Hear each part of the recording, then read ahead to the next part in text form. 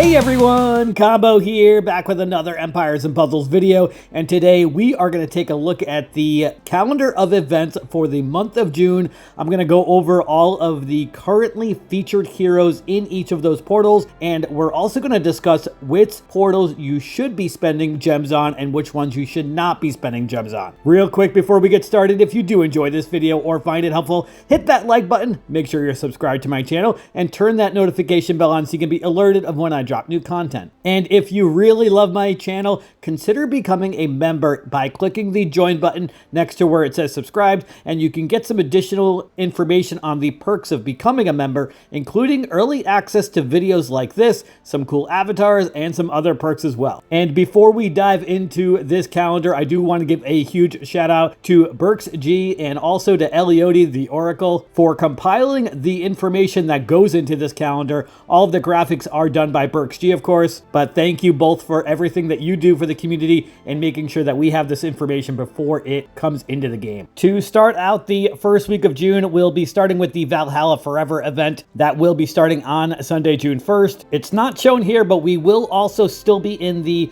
tower event for the Magic Tower, so you will have the opportunity to continue to do pulls in that as well if you want to. Featured heroes in the Valhalla Forever event are Sam and Loki, Baldur, and Thor. Definitely nothing to get excited about. I would not spend any gems. In fact, I wouldn't even spend any coins on this if there were not a Mystic Vision available, because you can't get the free Mystic Vision pull if you don't spend your Valhalla coins if you have any. But the featured heroes in this portal this time around are pretty poor, considering the fact that there are some really good ones in there, like Lord Loki, Alfrike. There's a couple other decent ones in there as well. On Monday, June 2nd, we've got a couple things coming, including the Night of the Moth Alliance Quest event, where we will have a brand new hero, Lime Boyer. There's also Oricark and Pepper Blue as featured heroes as well. The Moths have definitely been making a big impact on defense, in my opinion, especially if you don't have a hero that can cleanse the moth dust that the moths cast on everybody just as part of their family bonus, and you need somebody who can safely cleanse that, or else everybody's going to fall asleep. The final version of Lime Boyer has not been officially released, as they are still in beta, but the beta version of her is that she is a very slow mana speed hero. She's paladin class and is a green nature hero. She does 260% damage to all enemies and puts everybody into a deep sleep, where they receive plus 80% increased damage while in deep sleep. An enemy cannot be awoken from deep sleep until they receive at least 500 damage, and this effect is uncleansable. So definitely an interesting hero. Being very slow mana speed means that her specials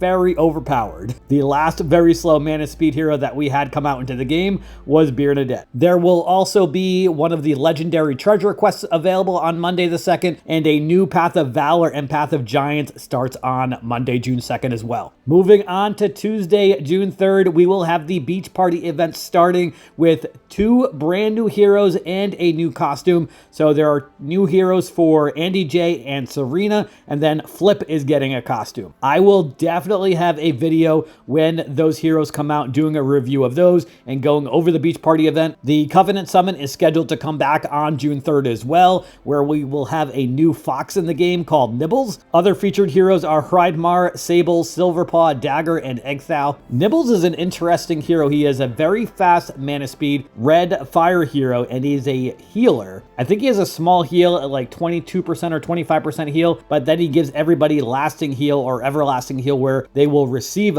an additional 180 health, I think it is, up until it gets dispelled. So if the other team does not have a dispeller, then everybody's just going to constantly gain health every single turn. So Nibbles is definitely an interesting hero. Everybody else in that list is also really good. The Covenant Summon always has the best heroes in the game. The Summer Brawl Part 1 will also be starting on Tuesday, June 3rd. It will be a 2-week event, so be on the lookout for that popping up into your game. On Wednesday the 4th, we've got the Astral Plane back in the game with a new 5-star hero and also a new 4-star and 3-star hero. So there's a new hero called Harmony, the 5-star hero, and then Ixen is the other featured hero, along with the new 4-star hero Aaron, and then the 3-star hero Shires. The 4-star and 3-star heroes are definitely interesting. So Aaron, the 4-star holy hero, hero will make it so that all enemies are soul connected and will receive shared damage together. And then instead of some of the other heroes who give that with the defense down, she's actually going to make it so that everybody gets 25% extra damage. I believe that the defense down from Wilbur and some of those other similar heroes is better than the extra 25% damage, but I haven't been able to test it myself. Obviously, when she does get released, I'm gonna try to pull her if I can and try to test her out so that we can see if she's going to be better for events than Wilbur, or if Wilbur will continue to be the standard when it comes to challenge events, alliance quests, and stuff like that as far as the shared damage for epic heroes. Although either way, it's going to be a great opportunity to get a holy hero who gives that shared received damage. I myself, who likes to try to place in challenge events and alliance quests, will definitely be excited if I can try to pull her. And then the new 3-star Astral Dwarf, Chires, he actually is going to give growth to all of your allies. It's only a small amount because he's a 3-star hero. It's going to be plus 50 attack growth and defense growth for all of your allies. So that could definitely be interesting, especially if you don't have any other growth heroes. Nothing new on the 5th, and on the 6th, we've got the Tremors of the Underwild event coming back with Zakana, Phileas Fogg, and Lepiota as the featured heroes. Nothing too exciting there. And then on the 7th, we got a couple things coming into the game with the Yellow Holy Contest of Elements, and then also the Wilderness Summon with Bramble, Ascian, and Philomena, along with Isabel as the featured heroes. For the Contest of Elements, it's going to be Goldrip and Gurik as the featured heroes. Gurik is a repeat hero, but Goldrip is a new hero coming into the game. The Wilderness Summit is one of the most popular portals in the game right now. That and the Astral Plane, because of the fact that Astral Dwarves and the Woodland Fawns, if you have 2 or more of them in the same team, they are going to get a 100% chance to resist both the instant mana reduction and the negative mana ailment from Fergus. So a lot of top-end players are doing pulls in those portals because of the fact that those heroes are very overpowered. As far as other stuff going on this week, we will be in a 3-star rush tournament with no blues. On Wednesday the 4th, you'll have the opportunity to get some free rings with the quest, and then there's also the Barbarian and Fighter Emblem quest. On Sunday the 8th, we've got the Cleric and Druid quest, and in this week, we will be in Rush War. And lastly for this week, I didn't mention at the beginning, obviously we have a brand new Hero of the Month, Achilles. I will definitely have a full video on Achilles reviewing him when he comes out, but he is a fast mana speed hero who is able to steal minions from a target, deals 490% damage to that target, and then the target and nearby enemies get minus 54% accuracy for 4 turns, and he also gives all dark allies plus 30% defense against special skills for 3 turns when he casts his special skill, of course. I do wish he was able to steal a mega minion. The beta version does not appear to be able to at this point, but you never know what that will look like when he comes out on June 1st. So far, the beta version doesn't look that great, to be honest with you, with only being able to steal minions from 1 target, but we'll have to wait and see what he actually looks like when he comes out on June 1st. As far as portals to pull from this week, honestly, there are a lot of great portals this first week of June. Covenant Summon is usually my favorite portal. I've got a few of those heroes already, and a couple of them unleveled, so I probably will not pull in the Covenant Summon, as Nibbles is really the only hero that I would want, and I've got plenty of red heroes to level up already, so I will be saving my gems and not doing that portal. Night of the Moth is always a really good one because of those moths and that moth dusk being extremely annoying, and the Wilderness Summon is another really good one as well. So I would say those 3 portals are probably the best ones for this week. Definitely stay away from Valhalla Forever, Tremors of the Underwild. I wouldn't spend any gems on Beach Party. You could use your tokens if you want. Personally, I'm probably going to be saving my tokens for the Kale Vela event. There's going to be a nature hero who can summon a Mega Fiend for an enemy, or at least there looks like there is one in beta right now, so I would rather save my epic hero tokens for that, but I may spend some of them when the Beach Party event gets introduced, so that we can see if we can get lucky and pull one of those heroes. We'll have to wait and see when June 3rd comes and rolls around. All right, moving on to the following week, we will still be in the Underwild event. Of course, the Contest of Elements and Wilderness Summons will also be available still for a few more days. Shadows of the Deep starts on Tuesday the 10th, currently listing Penelope, Ascatel, and Rosanna. All of those are repeat heroes it is expected that there will be a new hero, but it has not yet been announced for that. There's the Ancient Underroot event for the Dragonspire with Goldbeak, Noctur, and Leafheart. And if you have not been doing the Ancient Underroot, honestly, it is kind of worth it. I started doing those events a couple months ago. I didn't do them for the first couple months because it just seemed like a lot of extra work. But once you complete all those stages the first time, you can then start using loot tickets for them if you just watch that quick 30-second video so that you can use loot tickets on quests. Then that gives you the ability to use that for Shadows of the Deep, which is what I've been doing. So I just go through each of those stages and then I just kind of repeat that last one until I get the max amount of Underroot coins. And you're going to get enough Underroot coins to do a pull, and then there's a chest which will give you an additional amount of coins to do another pull. So you get enough coins for 2 free pulls in the Underroot event, which honestly really isn't too bad. On Wednesday the 11th, the Judgment of Dunes portal is coming back. There's no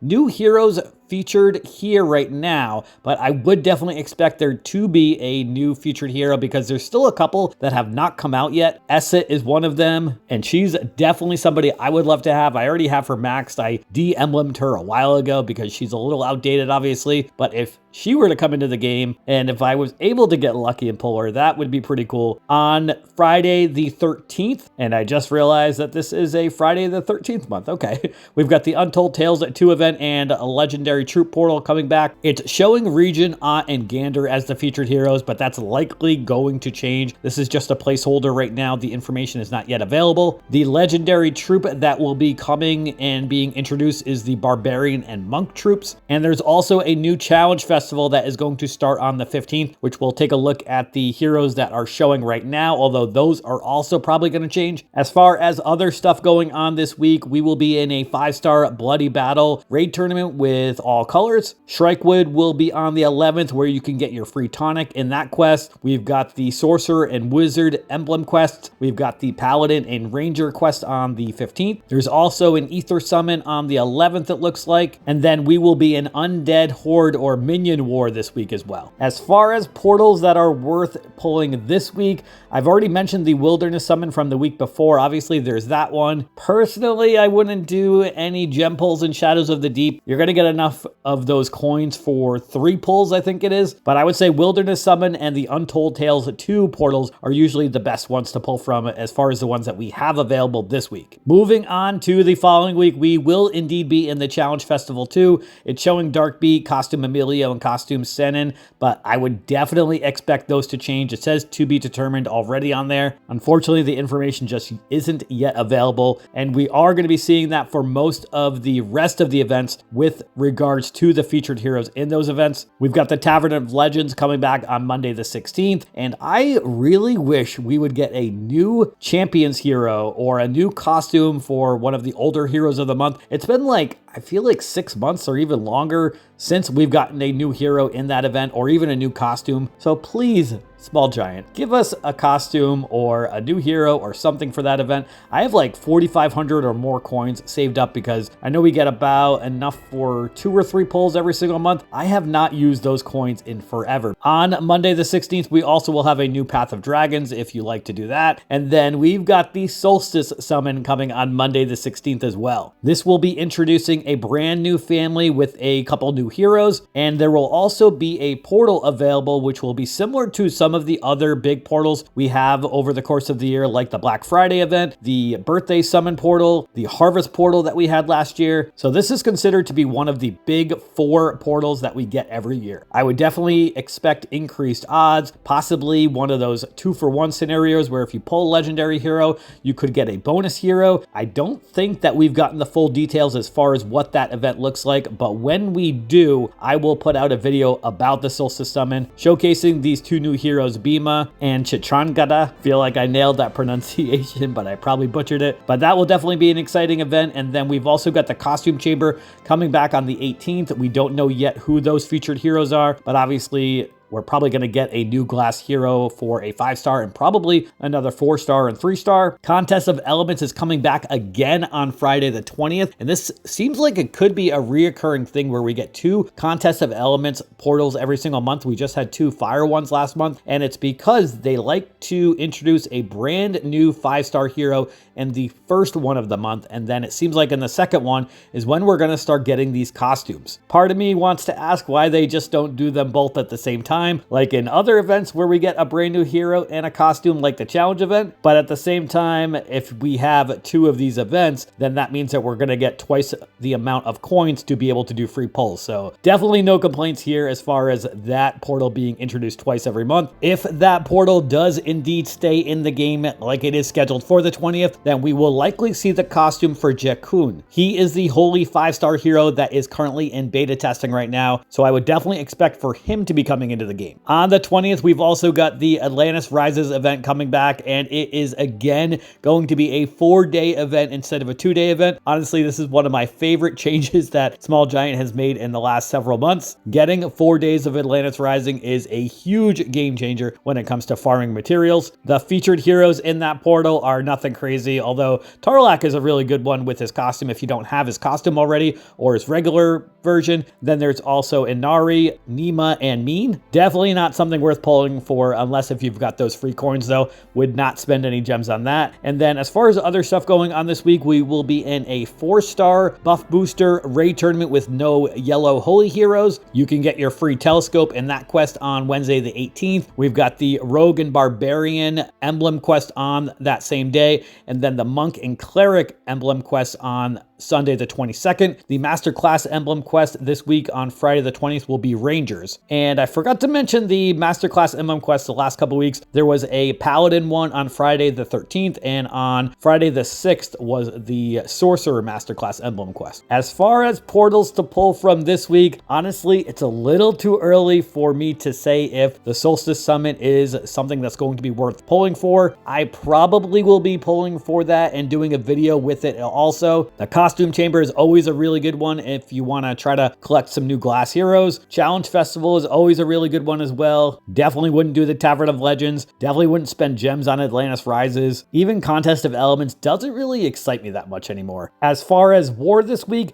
we will be in the Cloverfield War, which is probably the least desired war out of anybody because that has the most luck factor. So good luck to everybody in Cloverfield War this week. Moving on to the following week, we will have a new legendary treasure quest on Monday the 23rd. Goblin Village comes back on Tuesday the 24th, and it's showing Ciara and Maisie as featured heroes. That's definitely going to change. We should have a brand new hero, although Ciara may still be a featured hero since she just came out. On Wednesday the 25th, we have the Untold Tales 1 portal coming back. Ancient Underroot is also coming back that day. Night of the Moth Alliance quest is coming back on Thursday the 26th. And probably the most exciting thing for this month is Hero Coach coming on the 29th. So obviously this week is a big mystery as far as featured heroes for Goblin Village, Untold Tales, and Night of the Moth. It's just way too late in the month for us to know anything concrete for who those featured heroes will be. So it's not really worth